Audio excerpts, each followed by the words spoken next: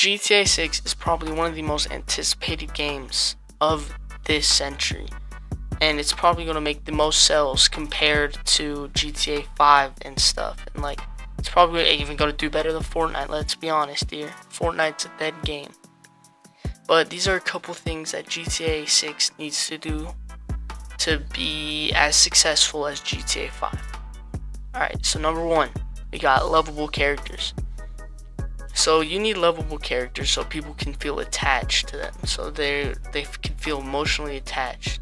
So if something happens in the storyline, like they die or they get shot or they get left behind, people can think of them and put themselves in their places and be like, oh, what happened? Instead of just like, oh, this dude's dead. They need to be like lovable and relatable and everything. And they need to have like kind of attachments to the actual player and relatabilities. Alright, with number two, we got a better storyline. So this storylines need to be like followable. It needs to be, people need to be able to follow it. It needs to be understandable. It needs to be realistic. It needs to be all this. It needs to be a good, fine storyline that people can follow and relate to, and all that, and all this, and all that. It needs to be like, it needs to be followable, so like people can understand what's happening, what's going on, and what's going to happen, and how it affects everything. Alright, with number three, we got options. In the storyline, it needs options, okay? Storyline needs options. It needs to be like a pick your own adventure thing so people can engage with it, so people just don't walk away and be like, oh, well, if this just storyline is just going to do it all for me, then why should I even pay attention, really? It needs to have options, like GTA 5. At the end, you can choose between Trevor or Michael's death, and that engages people in it, and it makes, and going off of the lovable characters, it makes you really think about it. It makes you pay attention to the storyline. It makes you do all this, all that.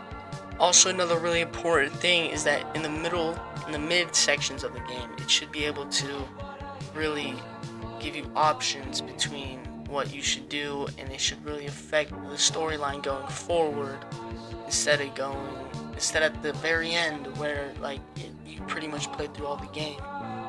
GTA 5 had a little bit of trouble with that, but you can pretty much pick all of it. Next, we have GTA Online. This is the next section of the video. GTA Online, they need more customizable things, like customizable characters and customizable things. So because I say this because at the start you don't really get any customizable stuff. Like you can't really customize your character. Like there's barely any hairstyles at the very start. You have to pay for them at the barbershop. Like if I have a fro, I want a fro in the game. I just don't want to sit there, you know? Next up is cars. In GTA Online and even GTA, there needs to be more car mechanics. It needs to have a mesh body, or whatever it's called, that BeamNG has. You know, so like when you crash, it's not just a little and like a spring back. It springs back. It needs to be a full, and it needs to fold. And going off of that, realistic car crashes, the player can like, it should be able to die instead of just going out the front seat. You know, it should be able to have a horrible freak accident where he just gets folded. You know, going off that, I think this one is going to be in the game, like actual cop responses. You know, not just little diddly daddlies, whatever. And like the cops should have actual maneuvers. Like in the game, the cops maneuvers, I can't remember what it's called, but when they hit your bumper and turn you to the side, those are so butt. Let's just be for real. The cops can't really do it. They fail every single time. Alright, next part. You should be able to surrender, and there should be a full county jail where you can meet people, you can go and like all this. Obviously you should be able to skip it because who wants to stay in the jail, but it should be for like the maximum sentence should be for like 5 days, you know, so people don't get bored and they're not like, oh. But I feel like if you have a low enough, like a 2 or under star rating, you should be able to just surrender, you know? Like, yeah. Alright, next up we have... Alright, this one's like kind of me, it's me personally. I think that you should be able to become a rapper. I mean, it would be so dope if you could become a rapper. I feel like this should only be really available on online, or like private sessions online, because kind of ruin the game if it wasn't off of a private session. But yeah, next one is like mini games. There should be able to have mini games that you can like fully interact with, like golf, that was fun, tennis, that was fun. And another thing is like better shopping systems. Instead of just going on a little bar, whatever, instead of clicking the D-pad and going down a little bar and buying what you want, you should be able to at least do something.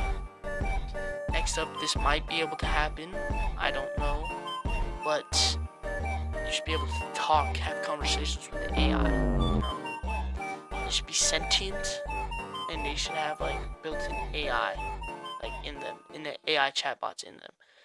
Not to be freaky anything, people are gonna use that to an advantage, but it would be cool to hold people hostage and stuff, you know? Instead of just shooting them and getting higher in your wanted level.